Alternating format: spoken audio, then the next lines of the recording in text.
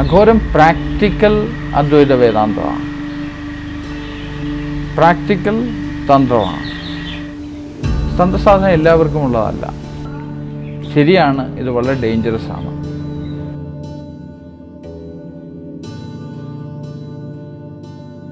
ഓരോ യാത്രയും വ്യത്യസ്തമാണല്ലോ. മലകളും കടലും കാടുകളും പുഴയുമെല്ലാം നമ്മുടെ മനസ്സിനെ ഓരോരോ തരത്തിൽ സ്വാധീനിച്ചു കൊണ്ടിരിക്കുന്നു.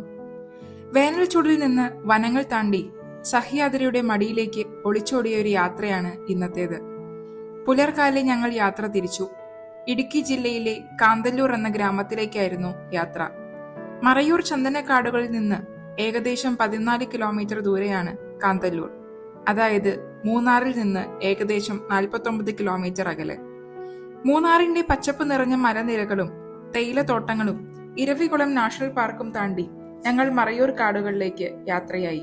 എങ്ങനെയെന്നറിയില്ല, വളരെ കുറച്ചു കാലമായി എന്റെ മനസ്സിൽ പൊട്ടിമുളച്ച് തഴച്ചു വളർന്ന ഒരു മോഹമായിരുന്നു മറയൂർ കാടുകളിൽ പോകണമെന്നത്. ഒരു കാര്യം ആഗ്രഹിച്ച് അത് വിട്ടുകളഞ്ഞാൽ പ്രകൃതി അത് സാധിച്ചു തരുമെന്ന ഗുരുവിന്റെ നിർദ്ദേശം അറിഞ്ഞോ അറിയാതെയോ പാലിച്ചതുകൊണ്ടാണോ എന്നറിയില്ല, ഗുരു തന്നെ എനിക്ക് അതിനായി ഒരു അവസരം ഒരുക്കി തന്നു. ഒരൽപ്പം വരൾച്ച തോന്നിക്കുന്ന കാടുകൾക്കിടയിലൂടെയുള്ള ഇടുങ്ങിയ റോഡിന് ഇരുവശങ്ങളിലുമായി നമ്പറുകൾ രേഖപ്പെടുത്തിയ ചന്ദനമരങ്ങൾ.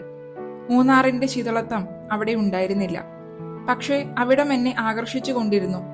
കാടിനകത്തു നിന്ന് ഇടതൂർന്ന് മുഴങ്ങിക്കേട്ട ചീവീടിന്റെ സ്വരം, കിളികളുടെ മധുരധ്വനി, ഇവയെല്ലാം എന്റെ അകത്ത് ശാന്തി ജനിപ്പിച്ചു. കൗതുകപൂർവ്വം ഞാൻ മറയൂരിനെ പറ്റി അല്പം വായിക്കുവാൻ ശ്രമിച്ചു. മനുഷ്യരാശിയുടെ ചരിത്ര താളുകളിൽ ശിലായുഗം അഥവാ സ്റ്റോണേജ് മുതൽക്കേ തന്നെ ഇടം പിടിച്ച സ്ഥലമാണ് മറയൂർ. 2000 വർഷങ്ങൾക്കപ്പുറം പഴക്കമുള്ള മുനിയറകൾ അഥവാ ഡോൾമെൻസ് മറയൂരിൽ സ്ഥിതി ചെയ്യുന്നതായി ഗവേഷകരും ചരിത്രകാരന്മാരും പറയുന്നു. അങ്ങനെ അനവധി ചരിത്രങ്ങൾ സ്ഥിതി ചെയ്യുന്ന മറയൂരിൽ നിന്ന് ഞങ്ങൾ അടുത്ത മല കയറി. പലയിടങ്ങളിലും മറയൂർ ശർക്കര ഫാക്ടറികൾ കാണാമായിരുന്നു. ഹെയർപിൻ വളവുകൾ നിറഞ്ഞ പാത, മലകൾ, പാറകൾ, പച്ചപ്പ്, വരൾച്ച, ഇവയെല്ലാം ഇടകലർന്ന് മാറി മാറി മറിയുന്ന ഒരു സുന്ദരമായ യാത്ര. അങ്ങനെ മലനിരകൾ താണ്ടി ഞങ്ങൾ കാന്തല്ലൂരിലെത്തി. നട്ടുച്ചയ്ക്കും ശീതളത്വം നിറഞ്ഞ ഒരു പ്രദേശം, കുളിരേകുന്ന ശുദ്ധമായ വായുവും ജലവും. പ്രകൃതി അവളുടെ കുളിർമയാലും സ്വാദിഷ്ടമായ ഫലങ്ങളാലും ഞങ്ങളുടെ ശരീരത്തിനും മനസ്സിനും പുതുമ നൽകുന്നതായി അനുഭവപ്പെട്ടു. ഗോൾഡൻ ഫോൺ റിസോർട്ടിലായിരുന്നു ഞങ്ങളുടെ സ്റ്റേ. തൊട്ടടുത്തുള്ള അവരുടെ തന്നെ ക്യാമ്പ് ഹൗസിലും ഞങ്ങൾ പോയി. എത്രയോ മനോഹരമായ കാഴ്ചകൾ. വെളുത്തുള്ളി കൃഷി ചെയ്യുന്ന ഭൂമികൾ, സ്ട്രോബെറി ഫാമുകൾ, ഇവയെല്ലാം കാന്തല്ലൂരിന്റെ തനിതായ സവിശേഷതയാണ്. സമുദ്രനിരപ്പിൽ നിന്ന് ഏകദേശം 1.5 കിലോമീറ്റർ ഉയരത്തിലാണ് കാന്തല്ലൂരിന്റെ സ്ഥാനം. തമിഴ്നാടിനോട് ചേർന്ന് കിടക്കുന്ന പ്രദേശമായതിനാലും തമിഴ് ജനത വസിക്കുന്നത് കൊണ്ടും ഇവിടെ തമിഴും മലയാളവും ആളുകൾ സംസാരിക്കുന്നത് കേട്ടു. ബൃഹത്തായ ഒരു പാരമ്പര്യം അവിടെ ഉള്ളതായി എനിക്ക് അനുഭവപ്പെട്ടു. ഇപ്രകാരം കാന്തല്ലൂരിന്റെ ഭംഗി ആസ്വദിച്ചുകൊണ്ടിരുന്ന എനിക്കുണ്ടായ ഒരു പിടി ചോദ്യങ്ങൾ ഞാൻ മഹാരാജുമായി പങ്കിട്ടു. ഹരിയോം മഹാരാജ്. ഹരിയോം. മഹാരാജ്, ഈ അഘോരികൾക്ക് ബാങ്ക്, ജലമദ്യം മുതലായ വസ്തുക്കളൊക്കെ ഉപയോഗിക്കാൻ സാധിക്കുമെന്ന് കേട്ടിട്ടുണ്ട്. ശരിക്കും അതിന്റെയൊക്കെ ഒരു മീനിങ് എന്താണ്? ബാങ്ക് ഒക്കെ ഉപയോഗിച്ച് കഴിഞ്ഞാൽ എന്തിനു വേണ്ടിയിട്ട് അത് യൂസ് ചെയ്യുന്നു?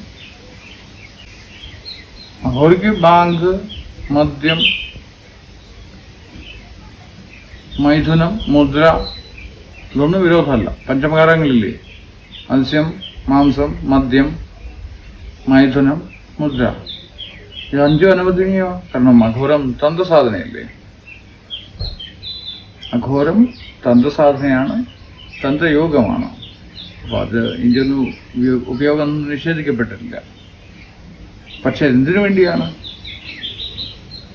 സാറിന് ഒരാൾ മത്സ്യം കഴിക്കുന്നത് എന്തിനാ? സ്വാദിന് വേണ്ടിയല്ലേ? സ്വാദ് നോക്കിയാ കഴിക്കുന്നത്. അഘോരി എന്തിനാ മത്സ്യം കഴിക്കുന്നത്?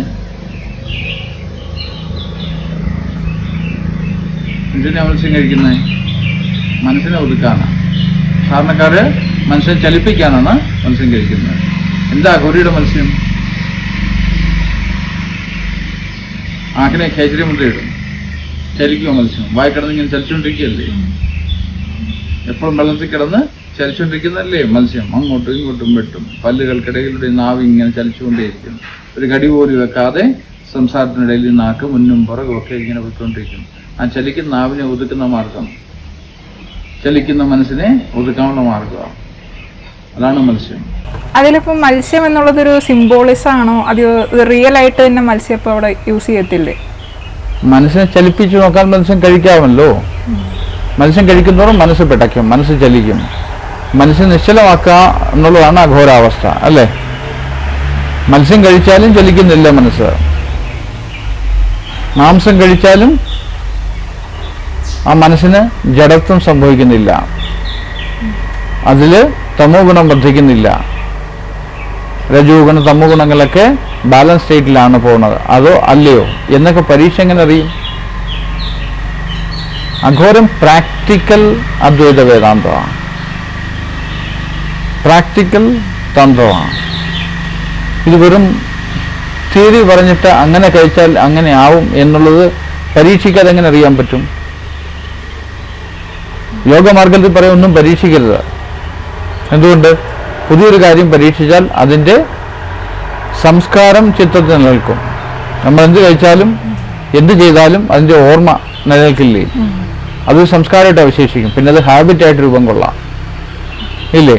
അതുകൊണ്ട് വേണ്ടാത്ത കാര്യങ്ങൾ എന്തൊക്കെ ചെയ്യണം എന്നാണ് യോഗത്തിൻ്റെ ചോദ്യം. ആ മാർഗത്തെ സംബന്ധിച്ചുള്ളത് ശരിയാണ്. എന്തിനു വെറുതെ ഹാബിറ്റ് ഉണ്ടാക്കണം? ശ്രദ്ധയുടെ മാർഗമാണ്. ശ്രദ്ധയുള്ളവൻ ഉപേക്ഷിക്കുന്ന പരം പരീക്ഷിച്ച് നോക്കും. പരീക്ഷിക്കുമ്പോൾ അവന് ഹാബിറ്റ് നിർമ്മിക്കപ്പെടുന്നുണ്ടോ എന്ന് നോക്കും, അതിൽ ആനന്ദമുണ്ടോ എന്ന് നോക്കും, ശ്രദ്ധയോട് ആനന്ദത്തെ അനുഭവിക്കാൻ പറ്റുമോ എന്ന് നോക്കും. അങ്ങനെ കളിച്ചിരിച്ചു പോകുന്ന കുട്ടികളെപ്പോലുള്ള മാർഗമാണ് തന്ത്രം. ശരിയാണ്, ഇത് വളരെ ഡേഞ്ചറസ് ആണ്. അപ്പോൾ ഡേഞ്ചറസ് ആയിട്ടുള്ള സാധനങ്ങളുണ്ടാവും, അതിൽ ഭാങ്ങുണ്ടാവും, മദ്യം ഉണ്ടാവും, മൈഥുനം ഉണ്ടാവും, മുദ്ര ഉണ്ടാവും. ഇതൊക്കെ എന്തിനു ഉപയോഗിക്കുന്നു?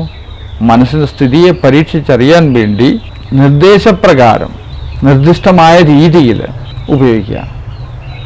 അപ്പോഴും മനസ്സിൻ്റെ സ്ഥിതി എങ്ങനെ? അല്ലാതെ ശുദ്ധമായി പാലും തൈരും വെണ്ണയും ഒക്കെ കുടിച്ചു കഴിഞ്ഞാലും മതിയാവും. പക്ഷെ ഉള്ളിൽ കിടക്കുന്ന, ആഴങ്ങളിൽ കിടക്കുന്ന ഇരുട്ടിനെ, ആ രജസിനെ, തമസിനെ ഒക്കെ നമുക്ക് കാണാൻ പറ്റുന്നുണ്ടോ? നമ്മളിൽ എന്തൊക്കെ ഉറങ്ങിക്കിടപ്പുണ്ട്, ആ ഉറങ്ങിക്കിടക്കുന്നതൊക്കെ കണ്ട് ശ്രദ്ധയോടെ അതിലേക്ക് നോക്കുമ്പോൾ തന്നെ അതെല്ലാം കുമളകളെ പോലെ അപ്രത്യക്ഷമാകും. ആ ശ്രദ്ധയോടുകൂടിയുള്ള ആ ദൃഷ്ടി ഡെവലപ്പ് ചെയ്യാൻ വേണ്ടിയാണ് ഇത്തരം കാര്യങ്ങളൊക്കെ ഉപയോഗിക്കുന്നത്. അതാരെയും ഉപദ്രവിക്കാനല്ല, സ്വന്തം മനസ്സിനെ നിരീക്ഷിക്കാനുള്ള മതത്തെ ഉപയോഗിച്ച് സ്വന്തം മൗനത്തെ നിരീക്ഷിച്ചറിയാൻ. അകത്തുടങ്ങിക്കിടക്കുന്ന മതങ്ങൾ എന്തൊക്കെയാണ്? മതം പൊട്ടി നടക്കില്ലേ? ആ മതം പൊട്ടുന്നുണ്ടോ എൻ്റെ, അതോ ഇപ്പോഴും മൗനമാണോ ഞാൻ എന്ന് തിരിച്ചറിയാനുള്ള മാർഗങ്ങളാണ് ഇതൊക്കെ.